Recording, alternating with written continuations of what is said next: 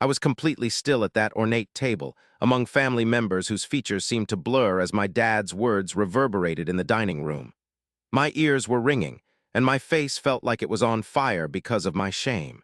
He said I was a failure. His voice was booming, so loud that even the catering crew stopped in place, carrying their serving trays. He said I was a mistake and always had been. An eerie quiet took over the room, disrupted only by the awkward shuffling and the hushed tones of criticism. My mom was staring down at her food, avoiding any eye contact. My brothers and sisters kept looking between my dad and me, looking pale, their mouths hanging open in a state of complete disbelief. I felt the heat rising up my neck, an explosion of humiliation and fury building within me. Instead of yelling back, rather than defending myself or asking him to please stop, I simply stood up, neatly folded my napkin, and started walking towards the exit. I heard him sneer as I walked away. See, she can't even stand up for herself. His words cut into me deeply, each one a sting against my back, but I kept going. I walked through the big dining room doors and into the chilly, moonlit night, my hands shaking, my breathing fast. Once I got outside, I leaned against my car, fighting back tears that I could feel welling up. But crying was exactly what he wanted. It would have been proof he'd won. I wasn't going to give him that pleasure, not this time. I devoted years of my life trying to satisfy my dad, laboring constantly to achieve his unrealistic expectations. Despite how hard I tried, it was never sufficient. Each success, every attempt, was dismissed as a disappointment in his view.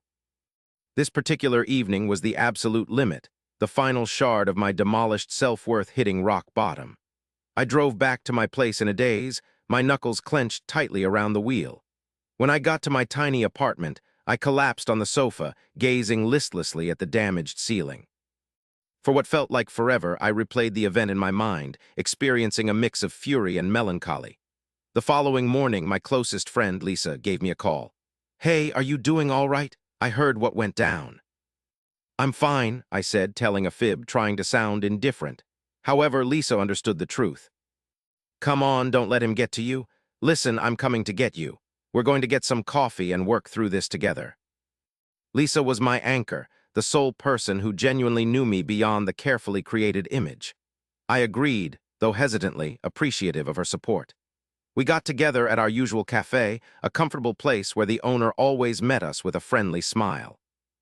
Lisa subtly pushed me. "Cheer up, things inevitably improve." "Easy for you to say," I said with a sigh, taking a sip of my coffee. "I have no money, no profession, no opportunities." Dad wasn't entirely incorrect. Lisa shook her head in disagreement. "You're not a failure.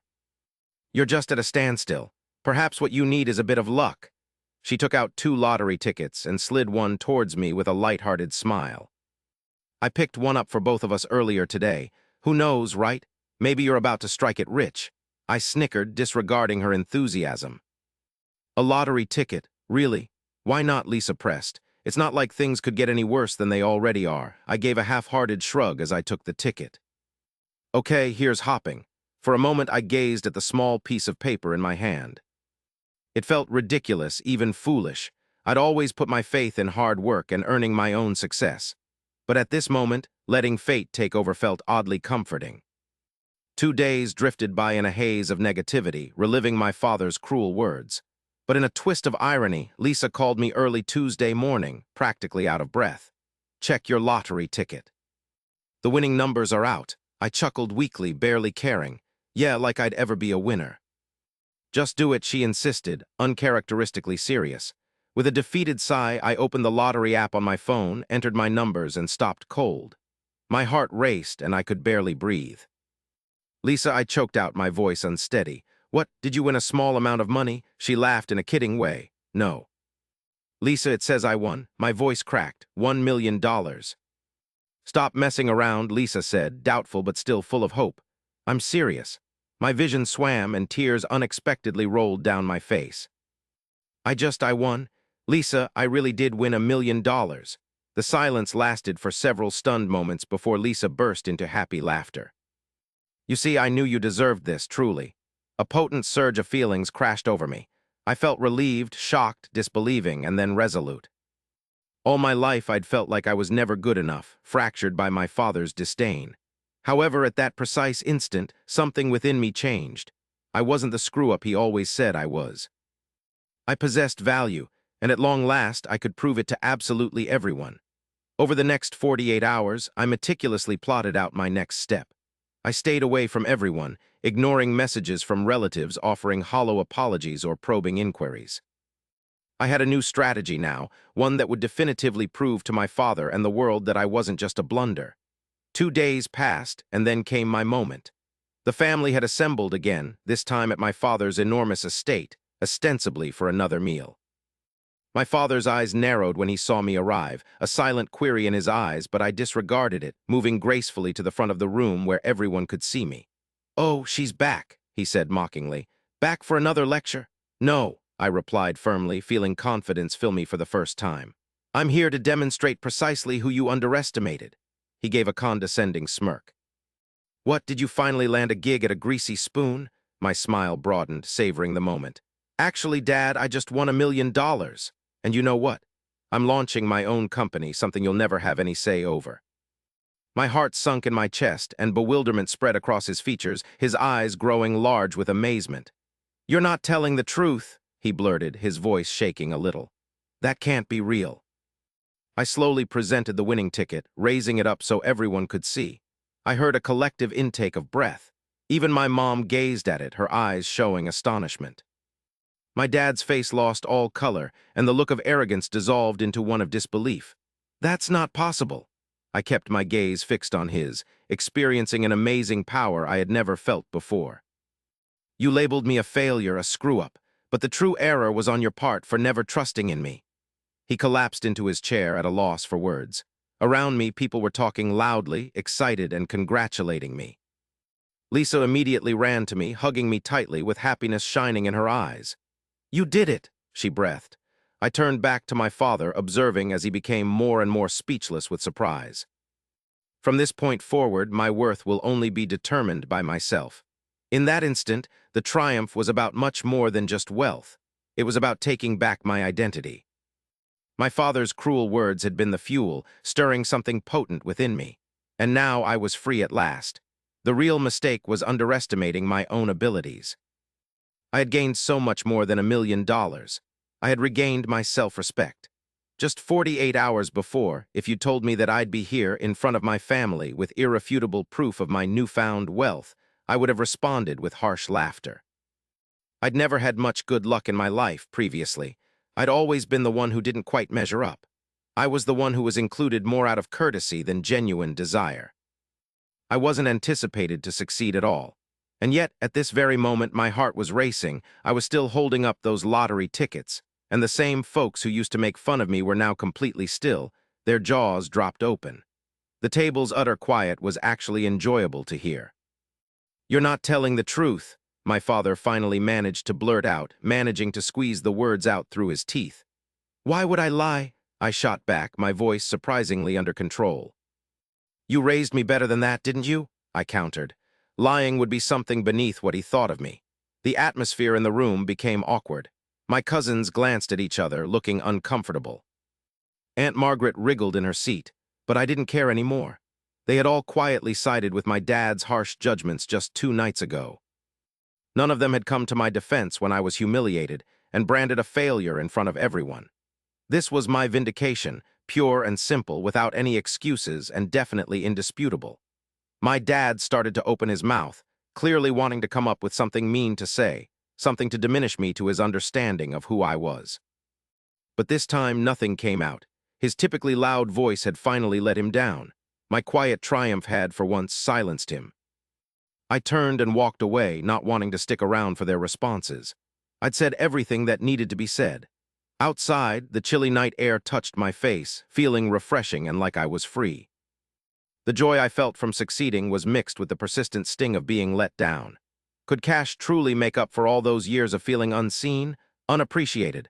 My phone began buzzing insistently in my pocket, snapping me out of my reverie. It was Lisa, her voice sounding worried. "Well, how'd it go? Fill me in." I chuckled quietly, the sound a bit wobbly but heartfelt. It was rewarding. She shrieked with excitement on the phone. "You should have taken photos. I would have loved to see how they reacted." I couldn't help but grin. Trust me, I'll never forget their faces. But as we were laughing, my mind wandered back to the deep hurt my father caused me. The money had given me the temporary thrill of getting back at them, but it hadn't fixed the hurt of being turned away. Did winning feel like this? I wasn't certain yet. That evening, alone in my small apartment, I just gazed at the lottery ticket. $1 million. The amount looked unreal on the paper. Was this the universe saying sorry, a way of making things right after all the hard times, or was it just chance? Uncaring and neutral, I now had two options. Let this new wealth of mine be the only thing people see, or take this opportunity to create something significant, something of my own doing, without worrying about what anyone else thinks. The next morning, I turned in my ticket to get the money.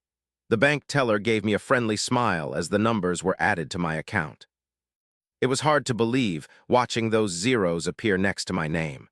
I'd gone from being nothing to suddenly being important, all in one night. Despite that, the painful words my father said lingered in my mind, pushing me onward. I dedicated the whole day to investigating various investments, charitable organizations, and endeavors I felt passionately about. I really wanted to use this sudden fortune wisely, not just for my benefit, but also to prevent others from experiencing the same shame I'd known. While I was looking through different charities that afternoon, my cell phone vibrated. The sight of the caller ID caused my heart to jump. It was my father. Hello. I spoke calmly, though my tone was more detached than I wanted it to be. The connection was silent for a few moments, feeling thick and uncomfortable before he eventually started to talk. His voice was a struggle, seemingly unwilling. I guess I should say congratulations. You're only calling because I won, I replied with a sharp edge to my voice. He let out a deep breath. Look, I didn't mean... You did, I cut him off sharply. You meant every single word. He took a breath, almost fidgeting. Perhaps I was too critical, but you have to agree, hitting the lottery isn't exactly a measure of success. I clutched the phone more firmly. Even today, he couldn't accept my value. That's not the important part, it's what success means to me. It's about understanding my value doesn't need your approval. You can't take this from me, Dad. Before he could say anything, I ended the call, feeling a wave of empowering self-assurance wash over me. My father's approval wasn't important anymore. I had spent my life striving for it, wanting it so desperately, and it hadn't gotten me anywhere. Later that night, Lisa and I toasted my good fortune at our favorite cafe with champagne glasses in our hands. I lifted my glass in a celebratory toast, hoping for a fresh start. But as I did, something moved and caught my eye. My mom was there at the cafe's door, looking uncertain and worried. I'll be right back, I whispered, getting to my feet. She came towards me and her eyes were filled with a sad apology. I'm so sorry, she said. I've allowed him to speak for both of us for far too long. I felt a lump in my throat. Why didn't you ever say anything? Her eyes dropped downward. Fear, she stated, weakness. But after seeing you so strong the other night, it made me understand how completely mistaken we'd all been. A mixture of feelings welled up inside me. Mom, all I ever wanted was for you to believe in me, she replied, her voice soft. I always did. Her eyes glistened. I just couldn't figure out how to stand up to him. I embraced her tightly, and years of frustration turned into forgiveness. We can figure this out together, I said. Just 2 days before, I had felt utterly defeated, like my life had fallen apart.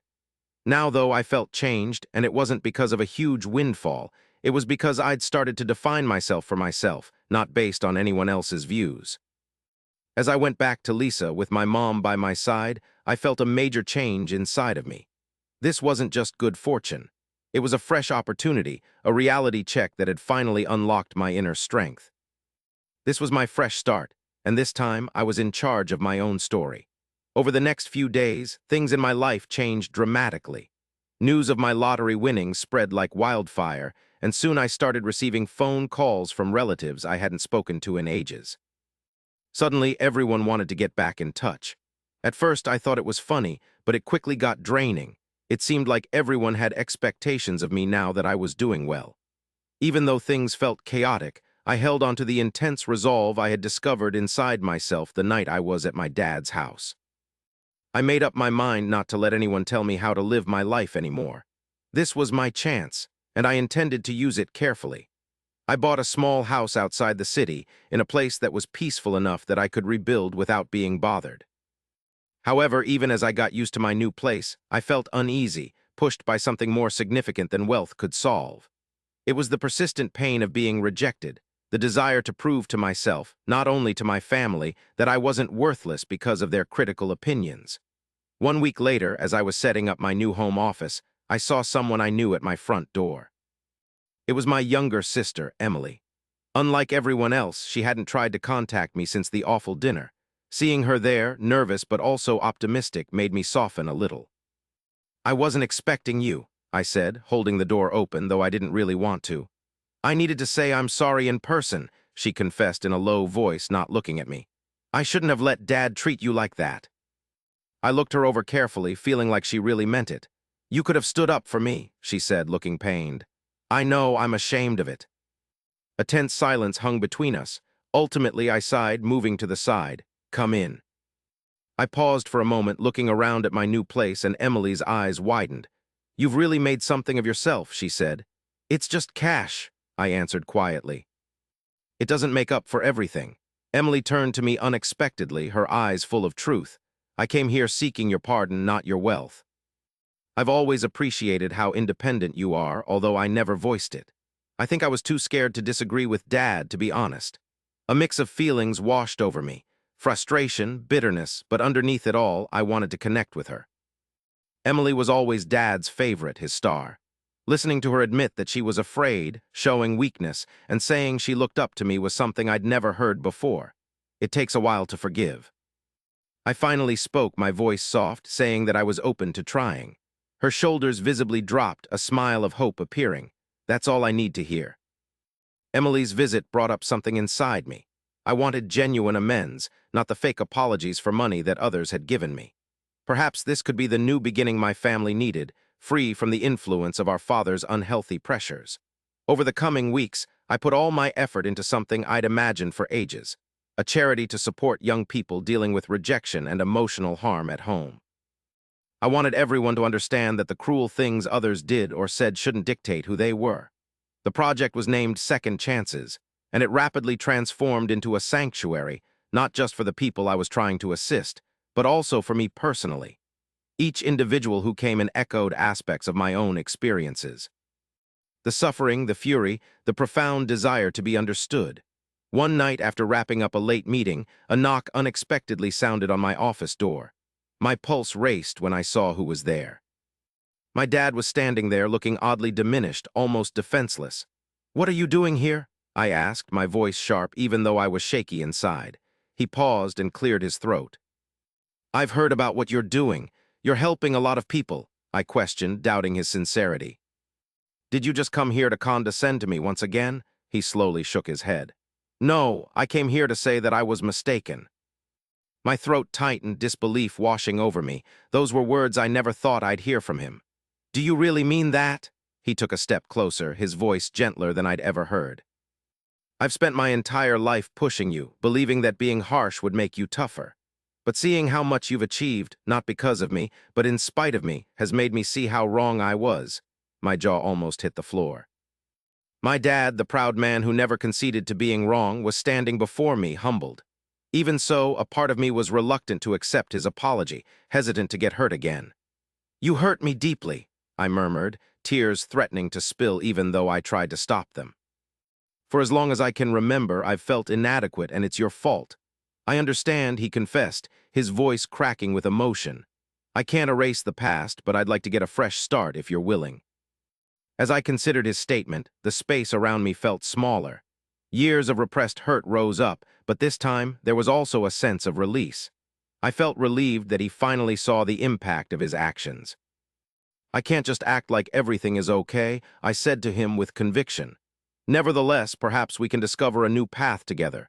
He silently agreed, accepting my terms. That's the only thing I wanted. Over the next few months, my father genuinely made an effort. It wasn't a simple process. Those long-standing patterns of criticism and disapproval were challenging to overcome, yet little by little, a delicate sense of trust developed. Through challenging discussions and carefully trying to comprehend one another, we began to mend. My lottery winnings, originally seen as simply a lucky chance, had become much more significant. It became a way to heal, not just for me, but for the people around me as well. My nonprofit organization thrived, touching the lives of hundreds. Every smile I saw from someone I had helped reinforced the fact that I was doing what I was meant to. A year later, at another family get-together, which I was hosting in my house, I stood up again, in a room filled with happiness instead of tension. My father looked at me, and for the first time his gaze was filled with genuine pride. I've discovered something truly important. I started out feeling sure of myself, glancing at all the loved ones who'd gathered. What it means to succeed isn't based on what other people think. It's about having faith in yourself, even when others don't. It means being kind, giving people another opportunity, and understanding your value. The room filled with applause that touched my heart. Lisa was positively glowing. Emily offered a supportive smile, and my dad just nodded, his eyes showing a quiet admiration I'd always wished for. As the night wound down, my dad came over, putting his hand gently on my shoulder. "I'm really proud of you." I smiled gently, feeling a sense of calm spread through me. "Thanks. Winning the lottery changed my life, but what truly changed everything was the inner strength I discovered, the bravery to face rejection and reshape my self-worth." In the end, I didn't just shock my family, I astonished myself. I transformed my worst moment into a powerful experience, showing that the most important achievements aren't about money, but about taking back our self-respect, mending our hurts, and showing compassion, even when it's difficult. I wasn't anyone's failure anymore. I was finally, completely myself.